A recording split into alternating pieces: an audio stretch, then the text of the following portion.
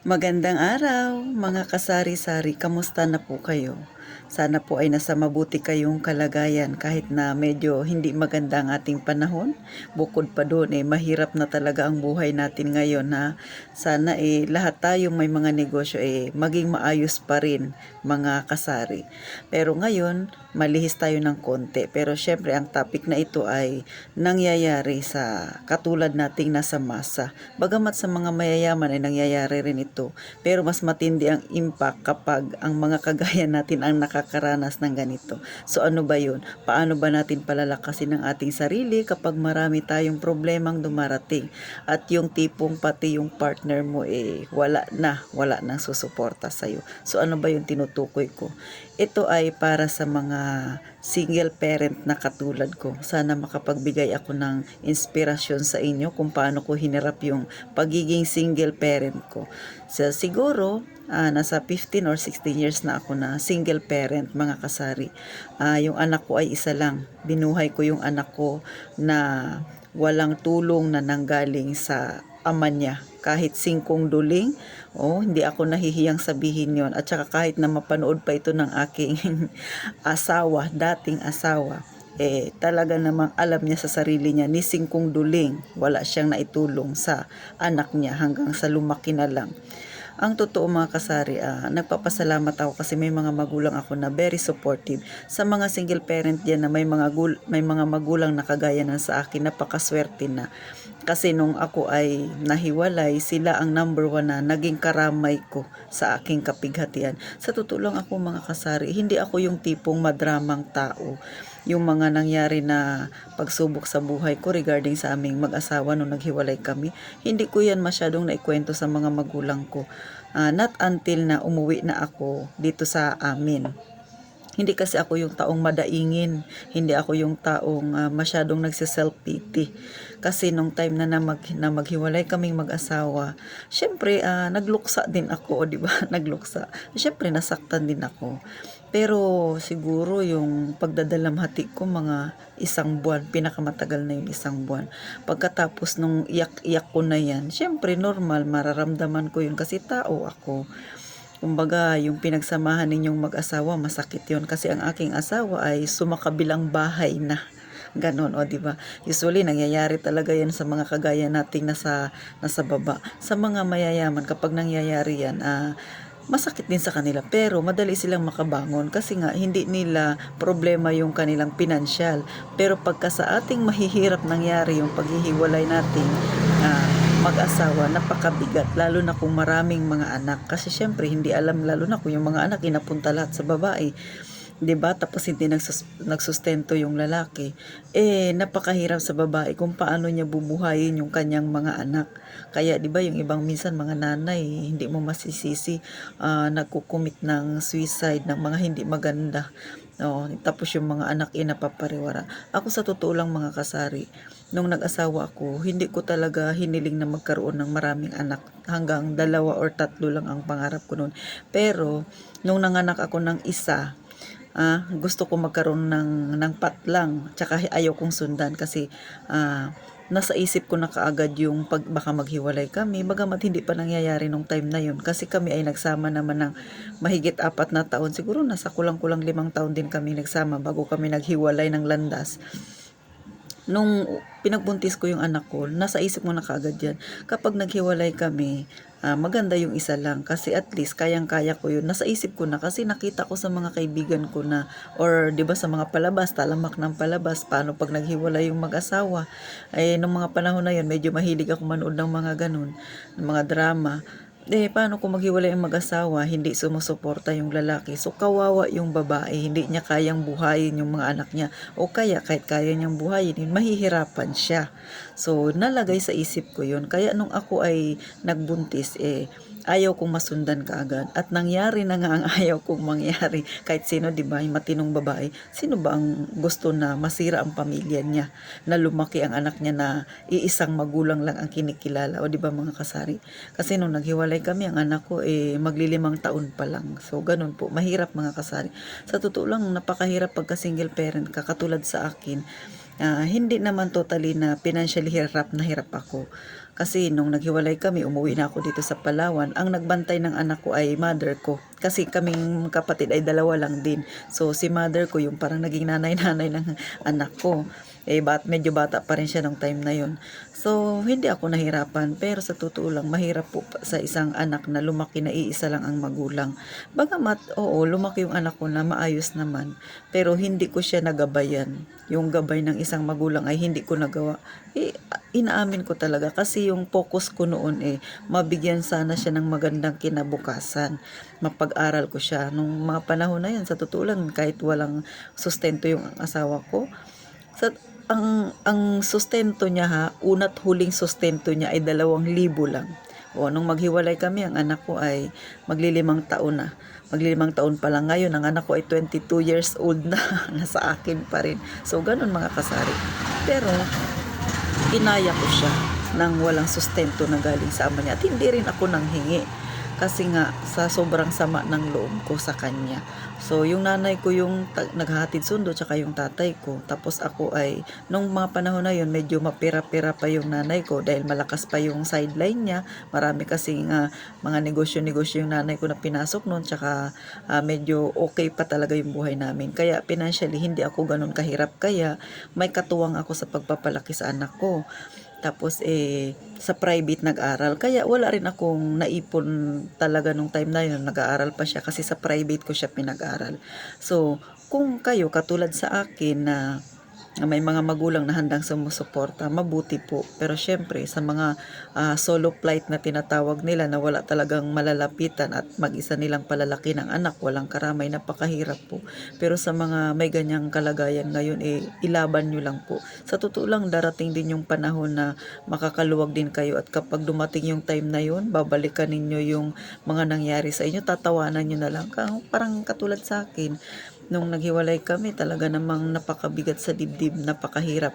Pero gaya nga ng sabi ko sa inyo, halos 1 buwan ko lang yun ipinagluksa, iniyak-iyak ko, di ba?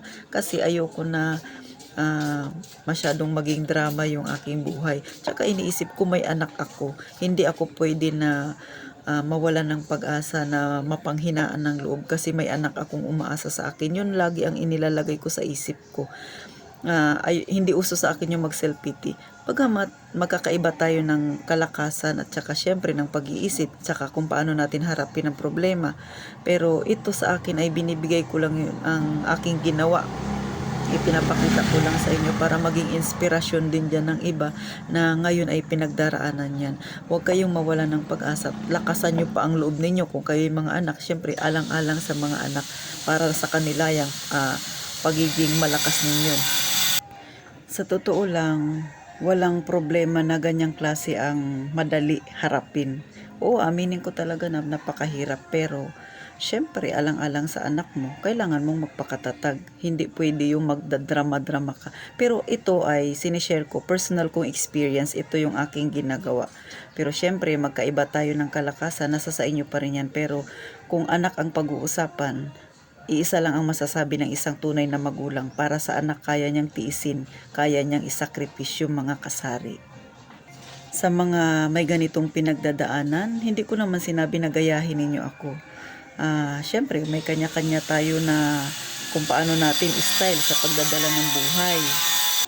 Pero syempre, isipin mo na lang kung yung gabi ay babalik din sa umaga, at yung unos ay uulan, ay titigil din, titila din, ganon din ang problema. Meron din katapusan at solusyon yan. At saka alam nyo mga kasari, kung paano ko nalampasan yan, syempre may tulong ang Panginoon natin dyan. Kahit gaano pa kabigat yung problema, ako sa Kanya ko lahat iniyak. Oo, talagang pagka nagpe-pray ako sa gabi, kasi ako nga, sabi ko nga sa inyo, hindi ako masyadong nagpapakita sa ibang tao na umiyak, hindi ako masyadong nagsiself-pity. Pero pag ako na lang yung mag-isa, nagpe-pray ako sa Panginoon ko, lahat sinasabi yung hinanakit ko, yung sama ng loob ko. Kasi alam ko hindi ako husgahan ng Panginoon, di ba? Kumbaga sa kaibigan, doon ko nasabi sa kanya lahat-lahat. Kasi nga, pag sa tao mo sasabihin, naku, huhusgahan ka lang. Pag sa tao mo sasabihin, maraming sasabihin niya na kung ano-ano sa'yo. Pero kung ang sasabihan mo ang Panginoon na siyang may lalang sa atin, handa yang makinig sa'yo. At saka syempre, pagkatapos mong mag-pray, nasabi mo lahat ng mga dapat mong sabihin, mga hinanakit mo sa buhay, nakakagaan sa loob. At saka nadadagdagan ng panibagong lakas ang loob mo na lumaban pa muli sa buhay na hinaharap mo. Kaya siguro ako, sa loob ng ganun katagal, naging matatag ako. Hindi dahil sa magaling ako o matalino ako sa pagresolba ng problema ko, hindi ganun.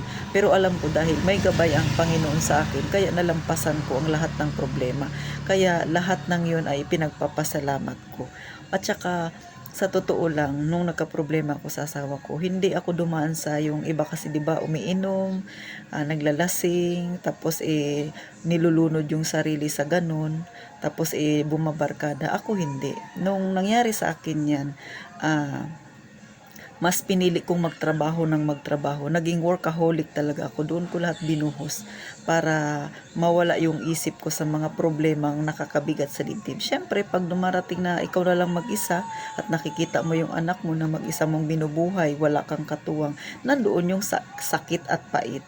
Pero, sabi ko nga sa inyo, hindi pwedeng magdadrama ka na lang lagi. Hindi pwedeng kaawaan mo lagi yung sarili mo. Kailangan tumayo ka sa sarili mong paa. At saka iniisip ko noon sa totoo lang, lumaki naman ako na hindi ko siya kasama. Nung maliit pa ako, hindi naman siya ang nagpalaki sa akin. Nagkita kami, malalaki na. So, ibig sabihin, kaya ko ring mabuhay nang wala siya. So, yun ang nilagay ko sa sarili ko. Inisip ko yun. Tsaka nilagay ko yung lahat ng ginawa niyang hindi maganda. Yun ang tinatak ko sa isip ko para mas maging malakas ako, para magkaroon ako ng inspirasyon na patunayan sa kanya na kaya kong tumayo kahit wala siya. Kaya sa mga nakakaranas dyan, sana maging malakas kayo.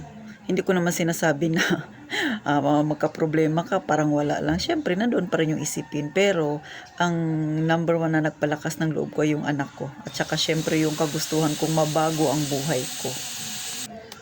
At saka isa pa, gusto kong ipakita sa kanya, pag dumating yung panahon, matatag ako. Gusto kong ipakita sa kanya na malakas ako, na hindi siya kawalan sa buhay ko sa lahat ng ginawa niyang sakit at pait sa buhay ko, di ba? Na matinding drama mga kasari. Pero syempre, totoo yan. Makakapagsalita ka ng ganyan kapag talaga yung nangyari sa buhay mo hindi mo inaasahan. Ganun siguro. Kaya kayo po dyan, na mga single parent, na mga kagaya ko, congrats sa atin na napagdaanan natin yan at naging matatag tayo, di ba mga kasari? At higit sa lahat, salamat sa Panginoon. Binigyan niya tayo ng kalakasan at katatagan ng loob. Kaya yung mga nasa ganitong stage pa, bago pa lang naghiwalay, nasasakit pa siya na nararamdaman niya, kaya nyo yan. Huwag kayong mawalan ng pag-asa at saka higit sa lahat magtiwala kayo sa ating Poong May Kapal. Huwag kayo dun sa mga kaibigan magsumbong-sumbong ng inyong problema. Minsan kasi ganyan, kung ano-anong i-advise nila sa'yo. Sa Panginoon kayo humingi ng guide kasi mas alam ng Panginoon kung ano ang i-advise niya sa inyo, di ba mga kasari? So ito naman ay personal ko lang na experience. So kayo, bahala na kayo sa desisyon ninyo. Pero akin, ito yung aking ginawa para ma-motivate ako lalo. Kasi walang magmo-motivate sa'yo kundi ikaw mismo, ikaw sa sarili mo. Huwag mong asahan ng ibang tao ang mag-motivate sa'yo. Kasi kung sila nga may sariling problema, hindi nila maayos-ayos, i-motivate ka pa ba nila? Mga kasari, So, thank you sa mga nanood sa akin, sa mga subscriber ko dyan na nagtitiwala pa rin. Diba? Ito ay usapan lang naman ng pang-araw-araw nating buhay kasi ito talaga yung nangyayari sa ating mga nasa masa.